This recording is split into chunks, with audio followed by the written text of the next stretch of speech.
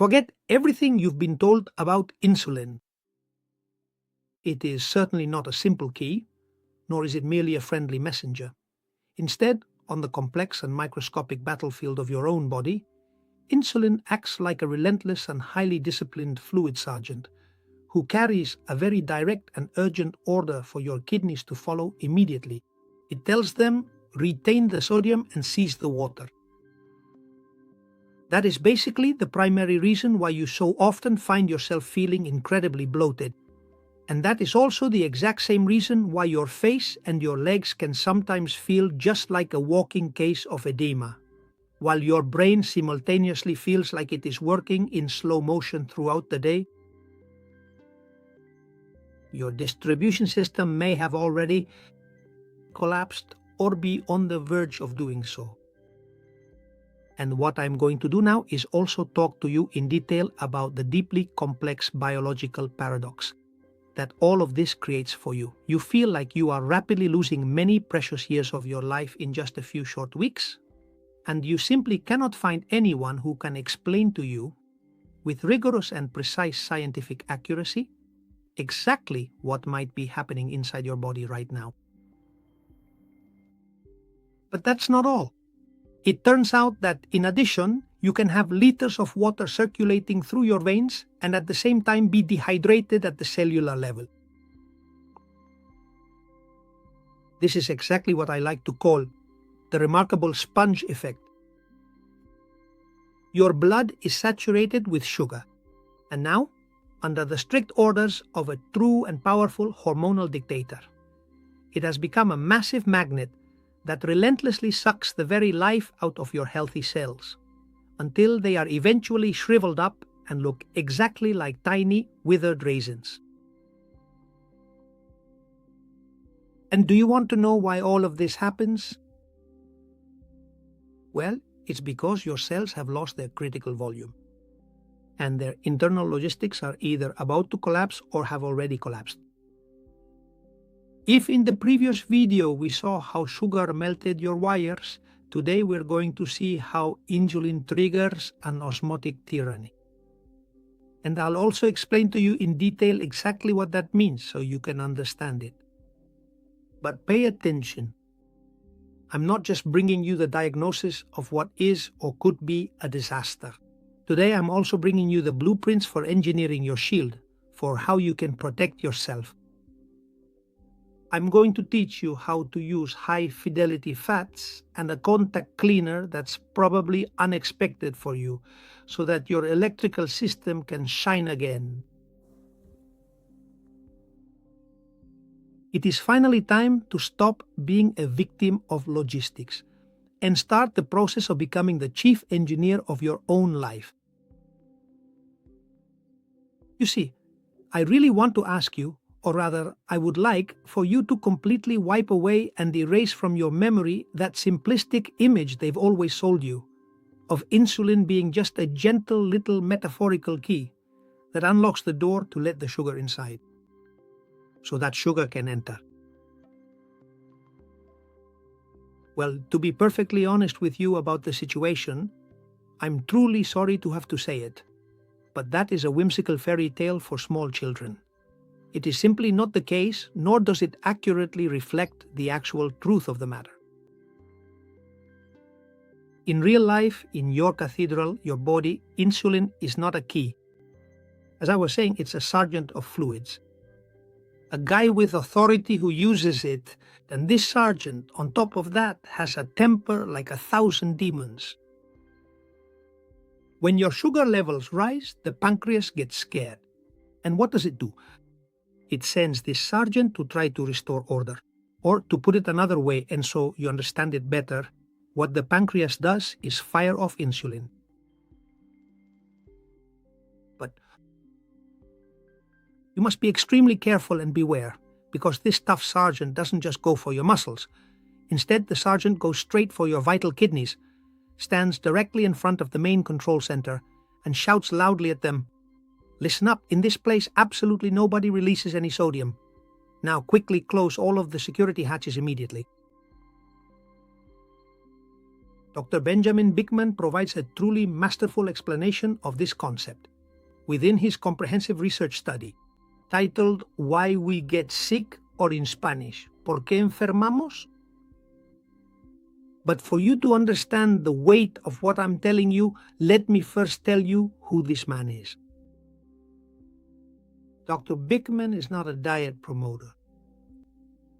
He is a professor at Brigham Young University, and he has a PhD in bioenergetics. In other words, he is an engineer who studies how energy flows or stops flowing inside your cells. Dr. Benjamin Bickman has essentially dedicated his entire professional life to proving that insulin is actually the true master regulator of your body's complex metabolism. And when this specific biological regulator completely loses its ability to maintain control, it inevitably transforms itself into that relentless fluid sergeant I was just describing to you a moment ago. According to his research, when insulin is constantly high, what does it do? First, it hijacks your kidneys. It gives a direct chemical order for your kidneys to stop filtering sodium and to reabsorb it. And meanwhile, as you already know from physics, wherever there is sodium, water simply sticks to it. Second, it completely clogs up your internal boilers. High insulin deactivates. It's all about your mitochondria's natural ability to burn through white fat. Basically, what this sergeant does is effectively weld shut the door to your entire energy storage, so you simply can't take out even a single gram of fat. Third, it creates electrical deafness. The Big Bang Theory holds that this constant, relentless bombardment of signals is ultimately what ends up burning out your cells' delicate receptors, and it leaves them completely isolated, making them totally unable to receive any clear instructions from the body. So, what happens when your kidneys, under the orders of Big Bang, well, this is a joke, under the orders of the insulin that Big describes, stop releasing salt because they've been blocked? Well, it's very simple.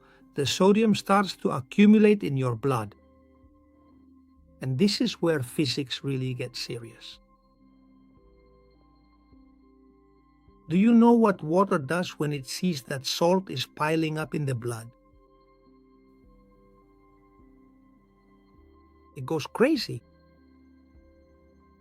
At that moment, the sergeant takes off his silk gloves and becomes a dictator who alters the molarity of your internal environment. And that's where your real problem with fatigue begins. This is what is commonly called a true osmotic disaster. To understand why this happens, let's imagine now. Imagine that your cells are like little fish tanks filled with a kind of magical water that is perfectly organized. That organized water is the liquid crystal I've talked to you about in other videos. Well, outside the fish tank and surrounding it is the bloodstream. And what you're about to witness now, this is nothing short of a full-blown kidnapping. They are going to systematically siphon away the water from the very cells of your own body. And it's here at this point that I have to pause for a moment and explain to you an unbreakable rule of fluid physics. Because to understand chaos, it's very important to first know the law. This law was deciphered by a researcher named Jacobus Henricus van Hoff. And don't think he was just any theorist. I'm talking about the man who won the very first Nobel Prize in chemistry in history in 1901. Van Hoff was the engineer who gave us the blueprints for how chemical solutions behave. What he eventually discovered was that sugar or salt are not just drifting around aimlessly in the solution, but they actually exert a very real and measurable physical pressure, a distinct force, a powerful and genuine suction force that we now commonly know as osmotic pressure. To help make this concept much easier for you to fully understand, you can simply think of a biological membrane as being like a protective outer wall of your individual cells that separates two distinct compartments of water from each other. If on one side the water is pure and on the other there's a high concentration of something like salt, sugar, or proteins, what happens? A phenomenon occurs that is actually automatic. The more highly concentrated solution side starts to gradually pull and draw water molecules from the less concentrated diluted side of the membrane, and this specific suction force is what is known as osmotic pressure. From the equation that Van 't Hoff left us, today we're only interested in one small part, molarity. In biophysical engineering, molarity is simply the measure of concentration. It's something like the number of salt or sugar particles dissolved in a liter of fluid. The more loose particles there are in the liquid, the greater the suction pressure. You can think of molarity as being very similar to the overall thirst level of a liquid solution. The higher the molarity, the more thirsty particles there are. And Van 't Hoff's rule is absolutely relentless. Water always travels toward where the molarity is higher always. That is, the concentrated side always draws water from the diluted side. To help you visualize it, the solute, that is the salt or sugar, is simply thirsty, and where there is a high concentration of solute, the physical system tries to balance it by moving water there, simply to dilute it. You see, there is a law in fluid physics that simply cannot be broken. I just mentioned it to you. It's called osmotic pressure. But don't be intimidated by the terminology, because what this ultimately says is something very simple. Water always travels toward where there are more people or more particles, if we really call it by its name.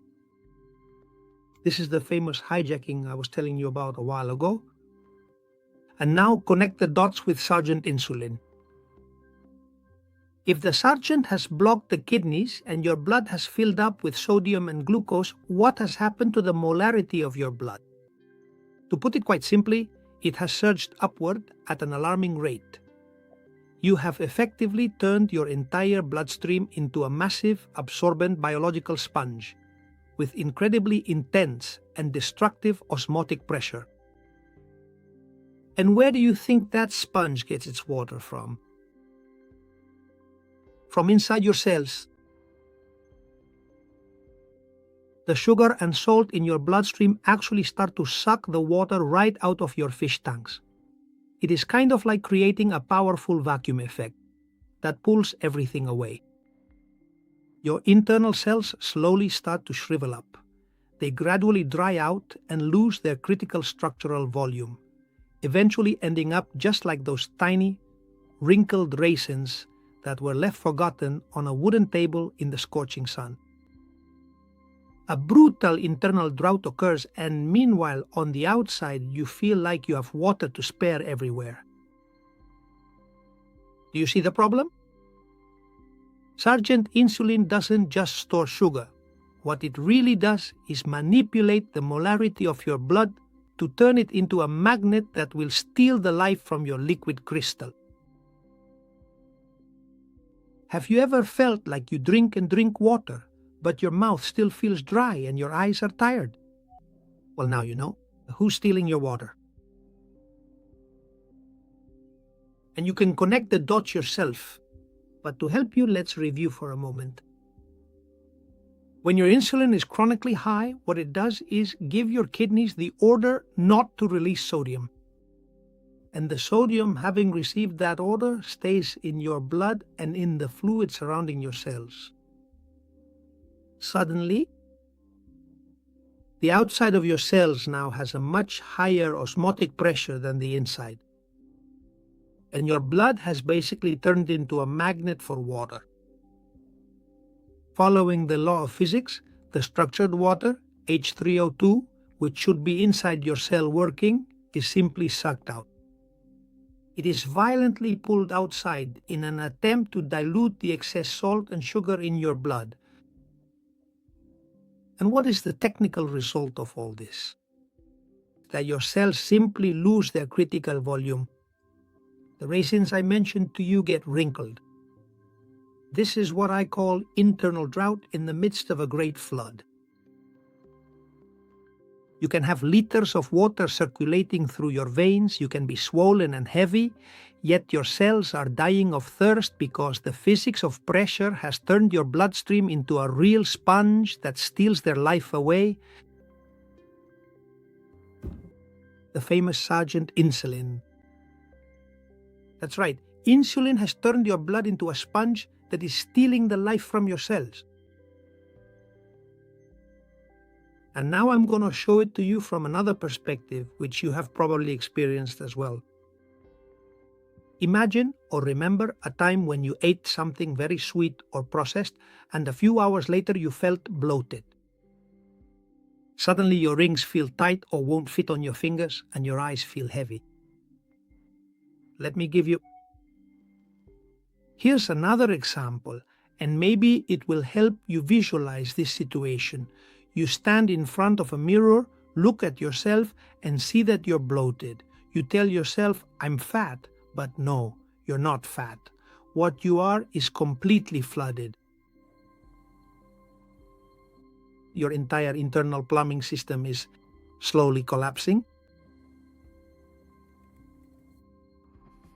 You see, since the blood has stolen water from the cells, that water simply can't get back into the pipes properly. And what does it do? It stays there, stuck in the middle, in what we call the interstitial space. It's low-quality water, liquid H2O, that's inside your cathedral, and it's not fat. It's simply disordered water, and chaotic water that can't carry energy. Your cells are there, dying of thirst, crying out for a bit of hydration, while just a few millimeters away all they find is a swamp of dirty water that's suffocating them. This is like the final humiliation. Your cathedral has leaks, it turns out the basement is flooded up to the ceiling, and yet the plants on the balconies are dying because not a single drop of water reaches them. What I'm telling you, as you can probably imagine, is a true logistical nightmare. But it's not just that. Moreover, and to me this is the most serious part, it's the ultimate humiliation of engineering. You're dried out on the inside and waterlogged on the outside. Since your cells have lost their voltage and do not have H3O2 to push, that water just stays there heavy and ends up inflaming your tissues. Suddenly your cathedral has broken pipes, and the entire basement is flooded. But at the same time, the pillars and walls are cracking due to lack of moisture. If you think this is bad for your hydration, wait until you see what this disaster does to your antennas, because it's making them deaf. To help you understand, imagine you're at home, and someone right next to your neighbor, the neighbor or anyone out on the street, starts shouting through a megaphone 24 hours a day, non-stop. And you don't have them here. At first, obviously, it's something that bothers you. Then you get angry, and in the end, when you see there's nothing you can do, what do? Well, you put on some headphones, close the blinds, and hide in the basement. And it's not that you're antisocial or that what you're doing is protecting your own mental health. Well, now I'm going to tell you the same thing using more technical terms so you can understand the biophysics of this disaster I'm talking about. For insulin to work, it has to fit into a receptor that's on the cell membrane. But what happens when that membrane is melted by sugar and doesn't have the proper fat shielding? Well, it's very simple. The receptor becomes deaf. The electrical signal simply can't be transmitted. And that's exactly what your cell does when insulin is high all the time. You see the sergeant keeps shouting, and then the cell decides to hide its receptors, its antennas, inside the cytoplasm. It's kind of like it becomes deaf, but it does it purely out of survival instinct. And now you'll see what happens. What does the body do when it sees that the cell isn't responding? Well, it makes a logistical miscalculation. It sends in 10 more sergeants to shout even louder.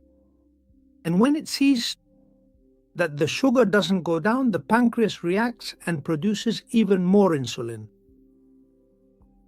But more insulin means more sodium retention, and more sodium, as you already know from Van Gogh's rule, means more theft of cellular water. In engineering, this is known as a feedback loop, a positive, destructive one. The system tries to fix a problem caused by sugar, and in doing so, what it actually does is create a much bigger problem: osmotic collapse and the loss of deep hydration. Understand this well, because there is a lot of confusion and many misconceptions about all of this. Insulin resistance, thank you, is not a metabolic disease that you get by bad luck. If that's what you've been told and what you believe, that's a big mistake. What it actually is simply a strike by your cells to avoid going crazy from so much electrical noise. It's a failure of conductivity in the membrane. You're shouting into the void because the communication hardware is simply damaged. But you'll see, there's still another problem to consider. Because sugar not only deafens your internal cells and robs you of vital water, it is also quite literally burning through the structural cords that keep you standing tall. And now get ready, because I'm going to talk to you about fascia. And this seems like a disaster, yes, truly, but don't worry, because we'll find the solutions. That said, in the meantime, and to fully understand this potential disaster, I have to talk to you about how you stay upright. You see, ancient medicine used to tell you that you were like some kind of battery or a pile of bricks, bones stacked one on top of another. But the reality is that's not true. That's a big lie. That's not the reality of your design. In biophysics, we are not walls. We are more like the wheel of a bicycle, where the bones are the hub and the rim. But what actually keeps you steady and allows you to roll are the spokes of the wheel, which are always under constant tension. That is the structure that distributes energy, and those spokes in your body, they are made of collagen. Collagen, by the way, you could almost say it's magical, because it's a biological fiber optic that carries electricity and structured water throughout your entire body. Well, this entire three-dimensional network is what forms the fascia. Just think, your muscles, my muscles, organs, and nerves are not loose inside you. They are wrapped in this uninterrupted mesh that goes from the top of your head to the soles of your feet. And in biophysics, we see the fascia as a biotensegrity system, not just as a simple wrapping. And now what I'm doing is talking to you, as I'm sure you understand, about a purely physical infrastructure. And of course, you might ask me, what is biotensegrity, or the engineering of floating structures? Floating. Well, this term is basically the combination of two concepts, tension and integrity. Biotensegrity breaks the outdated idea that we are just piles of bones. In materials engineering, this is better understood if you compare a compression structure with a distributed tension structure. You see, think about it. Like a brick wall. The stability of that wall depends on each brick being on top of the one below it. If you remove a brick from the base, the load shifts and the wall ends up cracking or simply collapsing. This is what is called a continuous compression system. And old medicine believed, thank you, as I was saying before, that the body was like that. The skull rests on the vertebrae on the pelvis, and the pelvis on the legs. But that was simply a design flaw. Think again about the bicycle wheel, the one I was talking to you about a moment ago. The central axle, the hub, is not resting on the ground, nor does it sit on the spokes below. The axle is suspended in the center thanks to all the spokes being under tension, and it's a constant tension. In a wheel, when you're riding your bike and you go over a bump, the force isn't absorbed. Only the spoke that touches the ground distributes the force instantly throughout the entire wheel. Well, that's biotensegrity. Basically, it's a structural integrity that depends on the tension of the network, not on the amount of material. Fascia doesn't just support weight, it's actually a collagenous extracellular matrix that acts as a piezoelectric scaffold. When stretched or compressed, fascia generates electrical signals and basically fulfills three critical functions for structured water. The first is that it acts as a container for your exclusion zone, that is, fascia is mainly composed of collagen, as I mentioned, and it's a protein that is highly hydrophilic. In other words, it loves water. The surfaces of collagen fibers are actually what allow water to organize itself into layers of H3O2. In other words, without fascia, structured water would have nowhere to anchor itself. It would be like trying to build a skyscraper without beams. Second, it is also your biological fiber optic cable. Because of its crystalline nature, fascia is a semiconductor.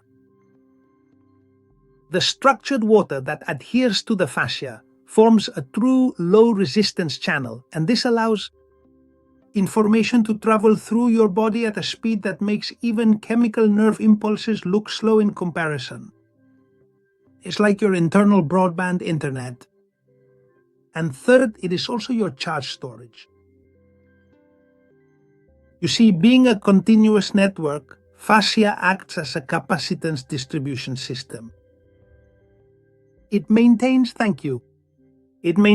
the electrical charge distributed throughout the entire organism and ensures that the voltage doesn't drop in isolated areas. Now, it is precisely at this critical juncture that the notorious and invisible silent killer emerges from the shadows to intervene and begins to execute its most devastating and truly dirtiest work imaginable. Whenever there is a significant excess of glucose in the body, what ultimately ends up happening is the harmful glycation of the connective fascia. Let's go back to the elastic spokes of your wheel. It's almost as if they were bathed in a thick layer of burning caramel that then slowly cools down. Sugar binds to collagen fibers and creates crosslinks. And what is the technical consequence of all this? The spokes lose their ability to vibrate. The fascia loses its piezoelectric property. It simply becomes opaque to electricity and turns into a mere fiber optic cable that has become brittle.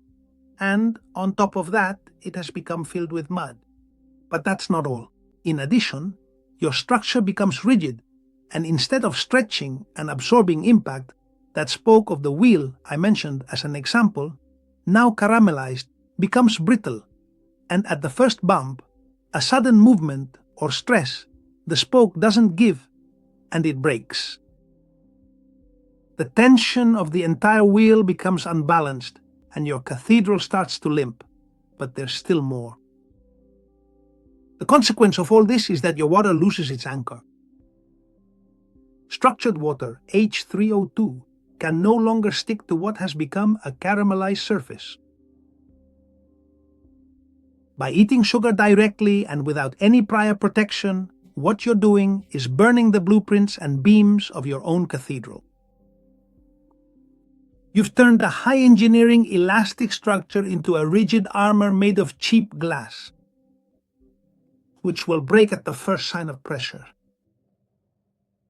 Sugar has dissolved the glue that held your water and your structure together. But listen, pay close attention, because I'm not here to certify the collapse. I'm not interested in that. I'm here to build up the protection. If we only focus on the damage, this would just turn into an autopsy of your dying vitality. But in engineering, when a material fails, we don't mourn it. What we do is look for a superior material. And in light of this whole apocalyptic disaster I've just described to you, I imagine the question you're asking yourself is, let's see, is it really possible to rebuild an electrical network that has been caramelized? Is it truly possible for us to restore the sovereignty to a cell that has completely shriveled and dried out like a small raisin? Well, the answer to that question is a resounding and definitive yes. But we are not actually going to achieve it simply through willpower. Instead, we're going to do it by utilizing the complex principles of materials physics. What we're going to do is install a shield that sugar, no matter how hard it tries, simply cannot dissolve physically. And with this, I welcome you to the engineering of the electric shielding. And this is where we stop being victims of chemistry, and finally, we become masters of capacitance. You see, we've already seen that each of your cells is a battery. But in electrical engineering, for a battery to maintain its charge and not deflate at the first sign of trouble, it needs, and we've talked about this before, a dielectric. And even though we've discussed it, let me remind you, dielectric, it's a material that does not conduct electricity but allows an electric field to be established through it. It's the insulator that separates success from failure.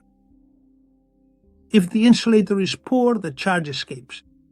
But if the insulator is high fidelity, the cell can maintain minus 70 millivolts, minus 90 millivolts without any effort at all. You see, your cell membrane is actually a biological capacitor and is made up of a bilayer of lipids, that is fats. Well, now pay attention, because here lies the key to everything. The quality of that fat will determine the capacitance of your system. In other words, your ability to retain energy and not live in a state of permanent discharge. But be careful, because this capacitor, that is your membrane, has a guard or a doorman who watches and decides whether the energy enters to be stored or if it stays outside to be used. And here we are again. To insulin. That guard is the sergeant. Insulin. If the fat shield is the wall, insulin is the one who decides whether the door is open, closed, or completely welded shut. And here, at this point, is where conventional nutrition, the kind you read about in waiting room magazines, makes its biggest design mistake. Because you've been told that fat is just fat, but that's not true. Not all fats are the same when it comes to the electrical engineering of your cell. And to prove it to you, to explain it, I'm going to introduce you to the three main groups of materials you can use to build your walls. First, omega-3 fats, DHA, and EPA. These fats are the semiconductors of the crystal. These fats are long and have multiple double bonds. They're not there for decoration. In biophysics, these double bonds act as true clouds of electrons that facilitate ultra-fast signal transfer. Omega-3 is, thank you. It's the high-tech varnish that seals the membrane and allows structured water, H3O2, to anchor to your cell. You see, this is simple to understand. Without omega-3, water has nowhere to attach and your liquid crystal simply falls apart. Fats like stearic acid, which is present, for example, in pure cacao or grass-fed meat. They're like the concrete of the membrane. They provide rigidity, they add thickness, and they ensure that the insulation remains watertight. If your membrane is too fluid because you only consume vegetable oils, the charge leaks through the walls. So keep that in mind. You need it. The solidity of saturated fats to keep positive and negative charges perfectly separated. Moving forward, I now have to discuss with you the serious health dangers of harmful trans fats and common seed oils. They're like burnt plastic. They're the enemy. You'll see these.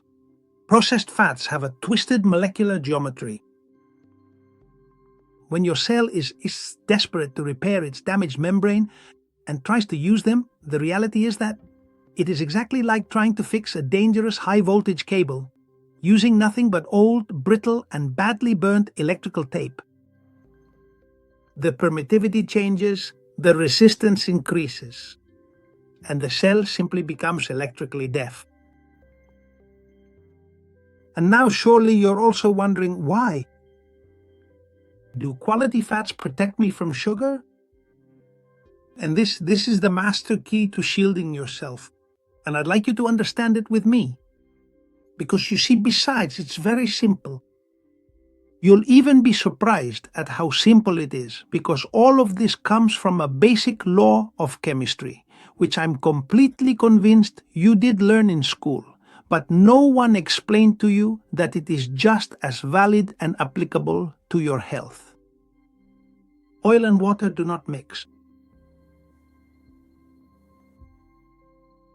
When your membrane is saturated with high-quality phospholipids and you have a protective layer of fat surrounding the cell, what you've done is simply create a perfect hydrophobic barrier.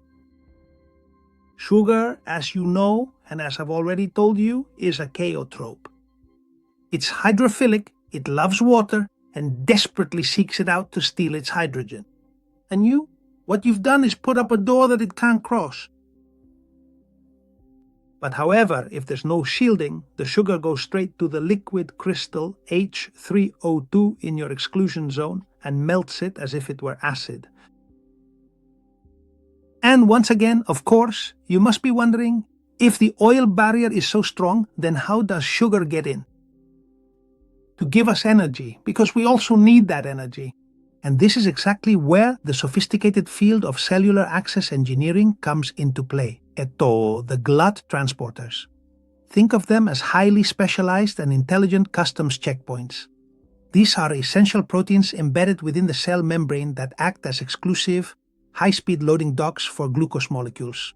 And sugar, which we already know is a deeply corrosive element, it simply does not have the necessary permission to even touch your highly protected outer membrane. And so it is forced to wait patiently right there at the door. That is, until these specialized transporters finally arrive to escort it safely through a secure tunnel directly into the interior. This represents the fundamental difference between a completely uncontrolled wildfire and a simple delivery of essential supplies under high-security supervision. In other words, fat essentially becomes the protective bodyguard of hydrogen and keeps the saboteur at bay, while your internal engines, the sodium and potassium pumps, are processing energy in a very calm and orderly fashion. And you see, it's important to tell you this here. Studies in biophysics have shown something fascinating, and moreover, I'm sure that you're going to find it interesting. Cells with higher capacitance, that is, those with better insulation, live longer. And please understand that this is not just my own personal opinion. This is the science of material physics being applied to life itself. Researchers like Dr. Tony Harvard and Reynaldo Pamplona have dedicated decades of their lives to studying this. Halbert, with his famous membrane pacemaker theory, demonstrated that the secret to longevity is not in the metabolic rate, but in the dielectric quality of your membranes. If the membranes have high insulation, the capacitance is stable and the cell doesn't waste energy plugging electrical leaks. See how simple it is. In other words, they suffer less oxidative stress and are longer lived. And for his part, Pamplona also specified that longevity is inversely proportional to the degree of unsaturation of the membranes. In other words, if you introduce faulty conductors, processed fats, the charge, it will leak out. And here I want to make a small note. When I tell you that greater capacitance means less oxidative stress, that's what I'm talking about. It is fundamentally centered around the concept of stability within the electric field. And now you will clearly see exactly why I made this minor but important observation. Because doing so allows me to significantly expand the overall breadth and scope of the content a bit, and take a short but necessary detour from our main topic for a brief digression, which is something I think the more mature demographic of viewers will truly value and appreciate. Let's set aside our discussion regarding insulin for just a moment, and I'll provide a detailed explanation as to exactly why a high-quality insulator is actually your very best insurance policy against the effects of aging. And it is for 3 technical reasons. The first is because you prevent the leakage of electrons. In a cell with low capacitance, that is, with a thin membrane or one made of poor quality fats, the electric field is unstable. We've already seen this before. And the electrons that should be producing energy simply escape. And the reaction to all this is that a runaway electron, as soon as it escapes, desperately seeks stability. And to achieve that stability, what it does is bind to the first oxygen atom it finds, and together they create the superoxide radical. However, high capacitance creates such a robust and stable electric field that it acts as a true electromagnetic cage and keeps the electrons on their metabolic paths. And at the same time, it prevents them from reacting with oxygen to create oxidative smoke. In other words, a cell with high capacitance is immune to the tyranny of high insulin. And why is that? You might ask me. Well, it's very simple. When the voltage is stable. The insulin receptor doesn't need shouting or high hormone levels. As I was saying, it doesn't need shouting to hear the signal. Insulin sensitivity, at its core, is simply a matter of signal clarity. And now you'll see the second reason, because you reduce the maintenance cost of your mitochondria. When you maintain your voltage at minus 70 millivolts or minus 90 millivolts in those environments, all of this requires constant energy. And as you know, the job of the mitochondria is to constantly burn fuel to power the sodium-potassium pump. Well, when you have low capacitance, which is basically like having a leaky membrane, it is very much like trying to keep a tire inflated, while the air is slowly leaking out, full of holes. The compressor, the mitochondria, has to work at triple the amount of its capacity. An increased level of mitochondrial work inevitably means more harmful metabolic byproducts, and also many more damaging free radicals. Furthermore, because of its high electrical capacitance and the presence of an insulated membrane, the cell is able to effectively retain its charge with minimal effort. The mitochondrial engine can work at low revolutions and at the same time produce clean and efficient energy, and it does so with a minimum of oxidative waste. Furthermore, here is another important note to consider. Having fewer mitochondrial revolutions also means there is less damage to the mitochondrial DNA, and, by extension, this leads to a much longer overall cellular lifespan. And third, dielectric resilience against radiation and toxins. And this is important because it turns out that we live in an environment full of external catropes, and you know it. Electromagnetic radiation, heavy metals and pollutants, and chemical contaminants, toxins, a multitude of different types of attacks. And what all of them do is try to steal electrons from our system. So a cell with high capacitance has superior electrical inertia. Its field is so powerful that external interferences, no matter how hard they try, cannot destabilize the structure of your structured water. By protecting the liquid crystal, the membrane prevents oxidative stress from spreading in a chain reaction. And if the insulator is strong, the oxidative fire simply goes out before it even starts. But if the insulator is weak, a single spark can dissolve your entire cellular battery.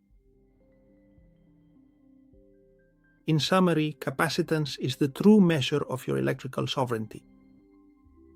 A well-insulated membrane not only stores energy, but also prevents that energy from turning into a biological oxide that will eventually consume you. In other words, you live longer simply because you wear out less at the electrical level. And here, the digression ends. My greetings to the elders and my best wishes. I hope you enjoyed this commentary expanding a bit on the information about longevity. But let's return to the main topic we were discussing. When the voltage is stable at around -70 millivolts, free radicals simply cannot easily steal electrons from the membrane. The electric field they have is so strong that it protects the integrity of the cell. In short, eating high-quality fats is literally buying yourself much more time. What you are doing is reinforcing the protective armor of your inner cathedral, so that this constant molecular war from sugar cannot bring down your sturdy walls. Notice how important this is, but listen to me carefully, because this is also vital. In engineering, a high-fidelity material is useless if it's applied at the wrong time. There is absolutely no point whatsoever in varnishing a fine piece if corrosive acid has already started to slowly corrode it before it is too late. In other words, to win this difficult war against the silent killer, we truly need to proactively stay one step ahead of the ongoing sabotage. We are certainly not going to just sit around and wait for the sugar molecules to enter your system before we see how we handle the problem. Instead, what we are going to do is meticulously prepare the defensive ground in advance, so that when that deadly killer finally arrives on the scene and tries to get in, it simply won't find even the smallest of cracks or openings to slip through. From now on, it's enough just watching how it attacks us. We are moving from the physics of voltage to the logistics of combat. And here I welcome you to the operations manual for your own biological sovereignty. In engineering, when we know that a corrosive fluid like battery acid or the sugar from a fruit is going to pass through a precision pipe, we don't just stand by and watch. Before it passes through, we apply an epoxy coating, and that way we protect the metal. Well, in your body, fruit or any carbohydrate is exactly that potentially corrosive fluid because of its chaotropic effect. What does this mean? Essentially, this means you really need to prepare yourself well beforehand with that specific coating, which in our own case I personally prefer to call a thick fat carpet, because that will eventually become your primary biological coating. And right here you have 3 distinct phases. We are going to carefully analyze them one by one. The very first phase is what we call the chemical signal, or perhaps the hydraulic brake. You'll see exactly what I mean in a moment. Thank you very much for your attention. In this process, it's not just about the act of mixing different ingredients in a random way. What it's really about is dedicating a small amount of your attention, just a tiny bit, on the precise art of timing your meals correctly. If you consume high-quality fats 15 minutes before the carbohydrate, what you will have done is activate 2 critical hormones. cholecystokinin and glucagon-like peptide 1, GLP-1. These hormones act like a true hydraulic brake on the pylorus, which, let me remind you, is the exit valve of your stomach. And the result is that you slow down gastric emptying. This is probably something no one has ever told you before. But that's not all. There are even more new things in this signaling phase. I'm going to add one more engineering trick that I hope you'll like. I'm going to tell you about a particle accelerator for your receptors. You see, the acetic acid in organic apple cider vinegar. And you might ask me, why would an engineer use vinegar before what is essentially a glycemic battle? And look, it's not for the taste, it's simply for managing muscle impedance. Acetic acid acts as a true ultimate contact cleaner for your muscles' GLUT4 receptors. And by taking a tablespoon of vinegar diluted in water right before the fat, what you're basically doing is making your muscles electrically hungry. We are currently in the process of telling Sergeant Insulin that he really needs to calm down, that he should not shout, and that he must not sequester the sodium, simply because I have already opened up those muscle gates from right behind him. In other words, what you have actually managed to do here is create the absolutely perfect complement for the carpet, specifically the fat carpet, while that fat provides a protective shield so that the sugar doesn't end up corroding the glass. The addition of vinegar effectively ensures that glucose traffic is successfully redirected toward the metabolic furnaces of the muscles and doesn't keep circulating in the blood, causing harmful internal short circuits. In other words, just so you understand, you're setting up a biological bypass all by yourself, in every sense of the word. Sugar won't enter your bloodstream like a wave crashing into a glass of water, but rather as a controlled drip that your engines, insulin, and the ion pumps can handle without going into panic mode. Then comes phase 2, the dielectric varnish or membrane sealing. While that vinegar is cleaning the terminals, the high-fidelity fats you've consumed start to be absorbed, travel through your bloodstream, and begin to coat your membranes. And here, remember what we talked about regarding H3O2 liquid crystal. For that water to properly stick to the cell and form a layer, your battery needs a surface with a very specific tension, and here, please pay close attention. The right kinds of fats will increase the external hydrophobicity of the cell membrane. In other words, the fat varnish prevents glucose, in its desperate search for hydrogen, from even touching the water that is already structured on the surface of your cells. In short, you are protecting the contact angle of your crystal. And what you're doing is, literally, putting a high-tech raincoat on your cathedral. And with this, we arrive at phase 3. The building materials or the engineer's selection. And here there's one more thing that's also important to understand. No, not all fats serve for this precision shielding. We need materials with high oxidative stability and great dielectric capacity. And I'm going to share with you some of the most relevant ones so you can create your own personal action plan. The first of all are chia and flax seeds, which are like the concrete of omega-3. But one important thing, they must be freshly ground, because if you eat them whole, their cellulose layer is absolutely impenetrable and they won't release their oil. However, when ground, they release alpha-linolenic acid, which repairs the pores in the membrane network. Second, oleic acid, which is basically extra virgin olive oil and avocado. These are the master lubricants because they help the aquaporins, that is the water channels, remain flexible yet watertight.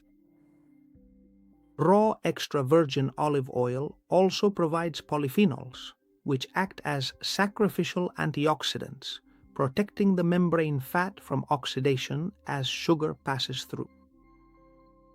And third, medium-chain triglycerides.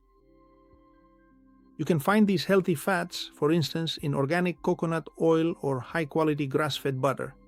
And the best part is that they do not require any heavy or complex digestion by your body, simply because they travel straight to the mitochondria within your cells, to effectively ensure that even if excess sugar tries to sabotage your internal system, the cellular power plant always has a reliable backup energy supply ready to go, to keep the sodium-potassium pump running and operational. Well then, now that we have finished that part, we have finally reached the moment for the concrete instructions. That is to say, we are about to begin the full step-by-step execution protocol for this entire process. And before we begin, one more thing. You see, for your cathedral to be impenetrable, keep in mind that in this case, the order of the factors does change the product. Let's get to it. First, the shield. Take your portion of armor, for example, 2 tablespoons of ground chia in a bit of revitalized water, or half an avocado with Celtic salt, or a tablespoon of high-quality extra virgin olive oil. By the way, let me take this opportunity to tell you and remind you that it is pure liquid gold. Second, you have to respect the waiting period. As I told you before, 15 minutes. This is the approximate amount of time it takes for the coating, that is the hormonal signal, to reach the brain and the stomach, and to allow the coating to begin spreading over the intestinal epithelium. And third, the intake of carbohydrates. Once that time has passed, you can eat your fruit or your meal with complete peace of mind, and you'll see for yourself that the feeling of fullness is immediate, and above all, that's the most important thing. You'll also notice that you won't experience a drop in blood pressure after 40 minutes, and you won't feel fatigued. And basically what you've done is keep your voltage stable even though glucose has entered your system. Do you see how easy it is? However, if you eat the fruit by itself, what you're doing is like throwing a lit match into a haystack. If you lay down the fat layer first, what you're doing is soaking the haystack with a protective oil. You throw the match, but it goes out before it can start a molecular fire. I may have elaborated quite extensively on these various points, but we've finally reached the ultimate and definitive conclusion, and the comprehensive strategic closure of this entire block of knowledge. You've stopped being someone who simply stands by as a passive observer of your own energy's decline, and now you finally have the comprehensive and detailed roadmap for your health. In other words, you fully recognize and deeply understand that you're not merely consuming pieces of fruit or just drinking plain water. What you're actually doing is programming the electrical permittivity of your cells and strengthening the capacitance of your membranes. So, to make sure this knowledge doesn't remain just theory and actually turns into real voltage in your veins, I'm going to summarize your daily maintenance into 3 phases that I propose for your biological sovereignty. The first is clearing out debris, to be done in the mornings. Here the idea is to wake up with hyperhydrators, which are melon, cucumber, celery, or pineapple, along with the electron shield, which are lemon and Celtic salt. Your mission? In the morning, it's to lower the electrical resistance of your tissues and widen the highways with nitric oxide so that you can clean out the biological swamp. This is basically the moment to prepare the ground. Next is phase 2, which is shielding and sealing, to be done in the middle of the day. And this is where you apply what we've learned today before any meal. You roll out the fat carpet, ground chia, extra virgin olive oil or avocado, because this is the dielectric varnish that will seal your membranes and ensure that sugar doesn't melt your liquid crystal. Then we install the structural elements, aloe or prickly pear, to ensure that the cathedral is watertight. Phase 3 is ignition and tuning, to be done in the afternoons. When the sun sets, what you can do is activate the metabolic sensors. Remember the pear with boron and the walnuts, for example, to clear the static from your brain. This is the moment for mitochondrial optimizers like pomegranate or berries, so that your new boilers, thank you, produce that half-liter of pure metabolic water while you sleep, which we've talked about in a previous video. But there's something important here. Keep in mind something that I need to tell you. These fruits and vegetables I'm talking about are not the only options. They are just some of the tools that I use and share with you. But feel completely free to look for research and modify those that you don't like or can't find in your area. Nature gives us multiple ways to strengthen our cathedral. Your sovereignty also lies in your ability to adapt these principles to your own reality, because you don't have to do everything. You have to measure. You have to know yourself. I'm giving you the foundations so that you can get to know them. And when you follow this protocol, you'll see that something wonderful happens. The mental fog will clear, and not because you try harder to think, but because physically what you've done is repair the fiber optic cable of your nervous system.